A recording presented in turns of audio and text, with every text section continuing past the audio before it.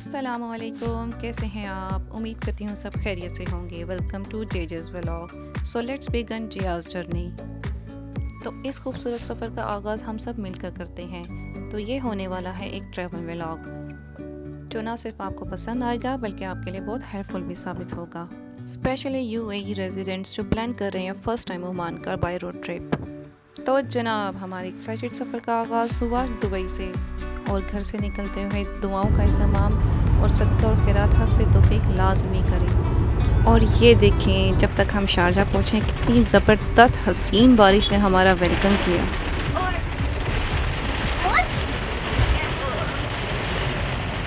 कितनी तेज हो गया है।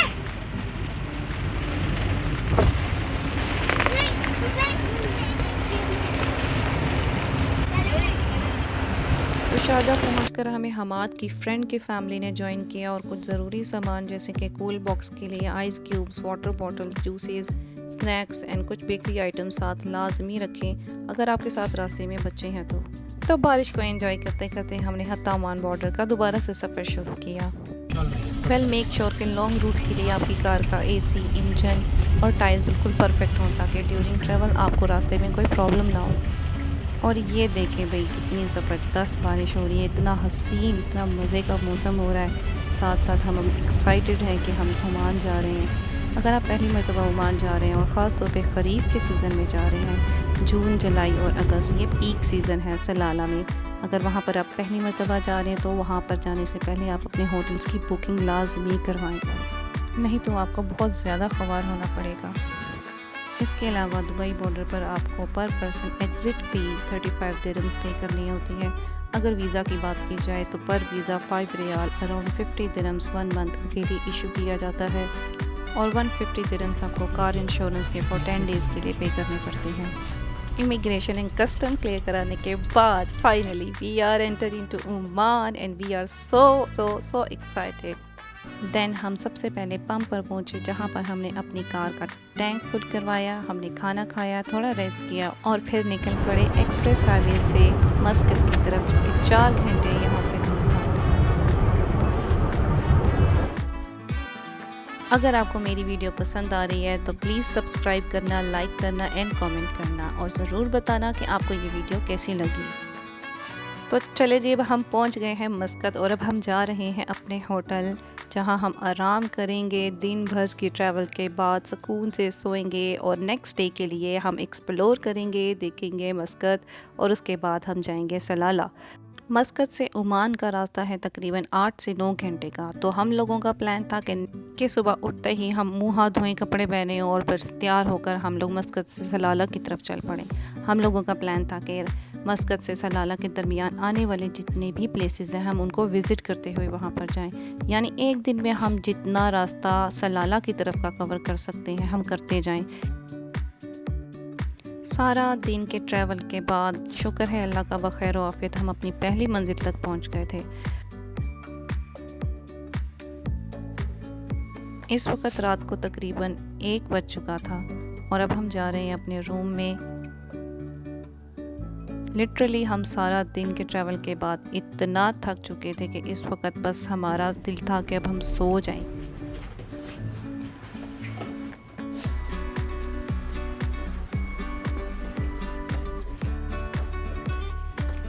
तो शुक्र है अल्लाह का कि अब हम अपने रूम में पहुंच गए हैं।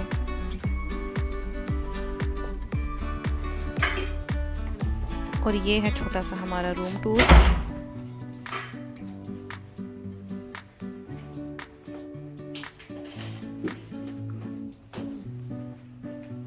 हम यहाँ पर अपना पूरा सामान नहीं लेकर आए थे, बस ज़रूरी सामान, जस्ट बैग्स और वो कपड़े जो हमने रात को चेंज करने थे, क्योंकि हमने यहाँ पर सिर्फ 1 नाइट स्टे करना था।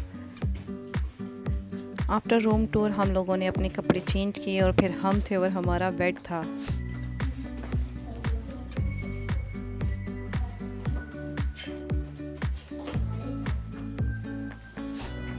तो ये है हमारी फ्रेश मॉर्निंग की फ्रेश फैमिली फ़ोटोज़।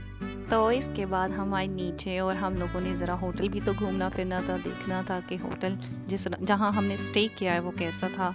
फिर हम लोगों ने यहाँ से चेकआउट किया क्योंकि अब हमें लग रही थी बहुत ज़ोर की भूख। और अब हम जाने वाले थे नियरेस्ट कैफ़े, जहाँ हमने गरम गरम चाय के साथ फ्रेश सैंडविचेस इंजॉय किए और फिर हम लोग चले गए मॉल, जहाँ से हमने सिम ली, पैकेज करवाया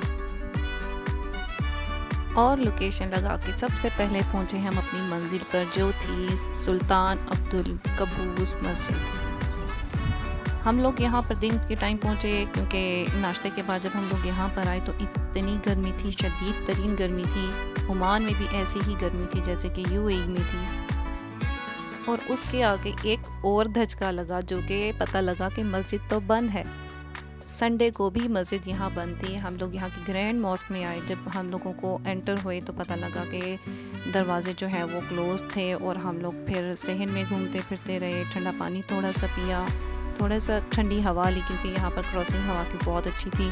फिर हम लोगों ने वज़ू किया और नमाज़ पढ़ी, थोड़ा सा टाइम यहाँ स्पेंड किया और फिर हम लोगों ने लगाई लोकेशन और निकल पड़ी अपनी अगली मंजिल के लिए, क्योंकि अगला सफ़र लंबा होने वाला था। इसलिए हमाद ने लगाया क्रूज़ और आराम से ड्राइव करते हुए, मंज़र को एंजॉय करते करते, अल्लाह की कुदरत को देखते हुए, इन बड़े बड़े पहाड़ों को, पथरीले पहाड़ और इन वादियों को देखते एंजॉय करते हुए हम अपना सफ़र तय करने लगे आगे की तरफ। एक चीज़ जो ओमान में और यूएई में बहुत डिफरेंट है कि ओमान में यहाँ पर बहुत नेचुरल लिविंग स्टाइल है। यहाँ पर लोगों के लिए लोग जो है यहाँ पर बहुत, जैसा कि यूएई में बहुत ऊंची ऊंची इमारतें हैं, लोग फ्लैट्स में रहते हैं, लेकिन यहाँ पर ऐसा कल्चर नहीं है। इवन कि हम लोग मस्कत में भी घूमते फिरते रहे, लेकिन हमने वहाँ पर भी हाई राइज बिल्डिंग्स नहीं देखी। रास्ते में छोटे छोटे सिटीज़ को क्रॉस करते करते अब हम पहुँच गए मुक्सेल बीच, जो कि डॉल्फिन्स के लिए भी बहुत फेमस है, पर हम लोगों को कोई डॉल्फिन नहीं मिले यहाँ पर।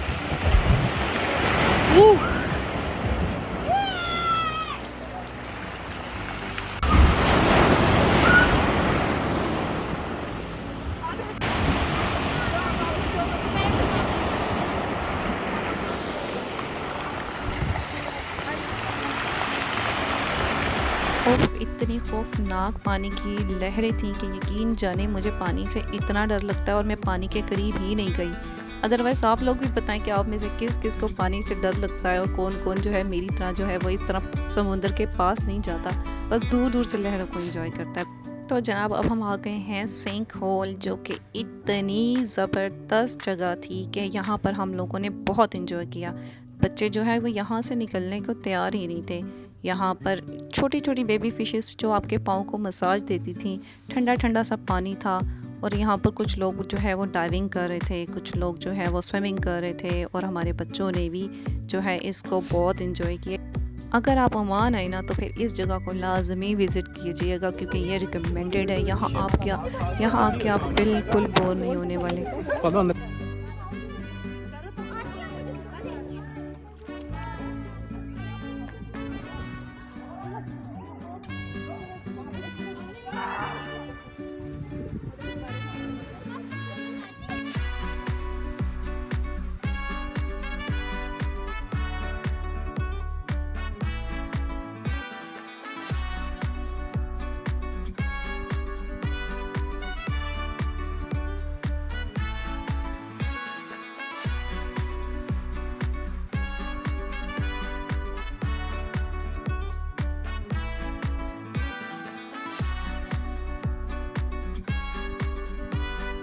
और मैं बैठ गई साइड पर एक बड़े सारे पत्थर पर, ताकि मैं भी थोड़ा सा फिश मसाज एंजॉय कर लूं। और बच्चे जो हैं वो स्विम कर रहे थे, क्योंकि पानी इतना ज़्यादा गहरा नहीं था। फिर हम लोग यहाँ पर थोड़ा टाइम स्पेंड करने के बाद आगे वादी तिवी की तरफ निकले। और ये देखें साइड पर सारा समुंदर था एक तरफ, और दूसरी तरफ हम लोग जा रहे थे वादी तिवी। वादी तिवी की मैं क्या आपको तारीफ़ बताऊँ कि अल्लाह ताला की बनाई हुई कितनी ये खूबसूरत दुनिया है कि एक तरफ पहाड़ थे, पथरीले पहाड़ थे, फिर बीच में ग्रीनरी भी थी, बड़े बड़े दरख्त थे और साथ पानी भी था। तो अल्लाह ताला की बनाई हुई इस क्रिएशन को देख के हम इतना हैरान भी हो रहे थे कि अल्लाह ताला ने कैसी कैसी ये दुनिया बनाई है, कितनी कितनी खूबसूरत इन वादियों में। जो इसका ये कॉम्बिनेशन था ना इस वादी का, कि मैं लफ्ज़ों में इस चीज़ को बता नहीं सकती। तो ये देखें कि एक तरफ कैसे ग्रीनरी है, पीछे बड़े बड़े पहाड़ भी हैं, और एक तरफ हम लोग जा रहे हैं। रोड्स जो थी वो ठीक थी, एक आगे आगे जैसे जैसे हम जा रहे थे सिंगल रोड हो गई थी, और हम लोगों को इस चीज़ का बिल्कुल कोई आइडिया नहीं था कि आगे से हमारे साथ क्या होने वाला है, क्योंकि हम लोग जैसे जैसे आगे जा रहे थे चढ़ाई जो है, हाइट जो है वो ऊपर की तरफ होती जा रही थी और हम लोग बस अपने मैप को फॉलो करते हुए बस ऊपर जा रहे थे कि जाते जाते आगे इतनी ज़्यादा हाइट हो गई कि एक जगह पे हमारी गाड़ी स्लिप होकर पीछे की तरफ आने लगी। लिटरली मेरी तो ऑलमोस्ट चीखें निकलने वाली थी और मैं चलती हुई गाड़ी को दरवाज़ा खोल के तकरीबन बाहर जंप करने वाली थी।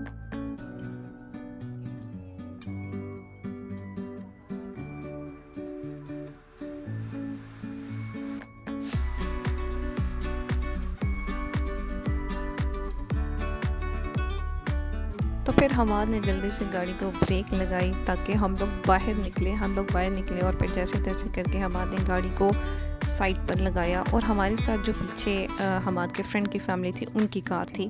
फिर ये देखें कि उनके साथ क्या हुआ, उनकी गाड़ी भी लिटरली ये इसी कंडीशन में थी। सब लोग जो है वो डर गए हुए थे, मतलब उनकी फैमिली में जो उनके बच्चे, उनके मिसेस, मैं और मेरे बच्चे, हम लोग साइड पर खड़े हुए।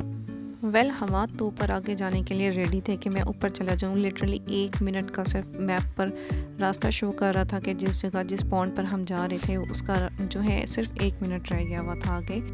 लेकिन हमारे साथ जो दूसरी फैमिली की कार थी वो ज़्यादा हाइट पर ऊपर आगे ड्राइव करके जा नहीं सकती थी, इसलिए फिर हम लोगों ने डिसाइड किया कि हम लोग वापस चलते हैं नीचे की तरफ, क्योंकि रास्ते में और बहुत सारे पॉइंट्स और व्यू पॉइंट्स थे जहाँ पर और बहुत सारी फैमिलीज़ आकर अपनी कार पार्क करके जो है फ़िशिंग कर रही थी, अपना टाइम स्पेंड कर रही थी, कुछ लोग स्विमिंग कर रहे थे।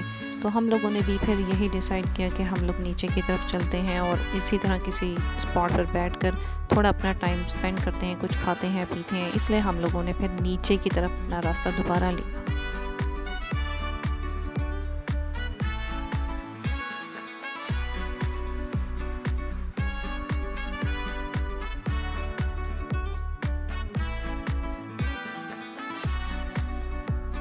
अगर आप ओमान आए तो वादी देवी लाजमी आइएगा, क्योंकि ये इतना खूबसूरत है कि ये रोड के साथ साथ जो इतने बड़े बड़े प्यारे प्यारे घर बने हुए हैं, सब कुछ इतना नेचुरल, कुछ आर्टिफिशियल नहीं है। ग्रीन ब्यूटी और ठंडी ठंडी सी हवाएं, पानी इतना साफ़ शफाफ कि मछलियाँ जो हैं वो आपको ऊपर से ऐसे नज़र आती हैं। इतना खूबसूरत लगता है वो सारा मंज़र कि आप अपनी आँखों से देखेंगे तो आपको यकीन आएगा। लिटरली हम लोग यहाँ पर साइड पर एक जगह पे हमने अपनी कार को पार्क किया और उसके बाद हम सब ने मिल के जो है काफ़ी टाइम यहाँ पर गुजारा।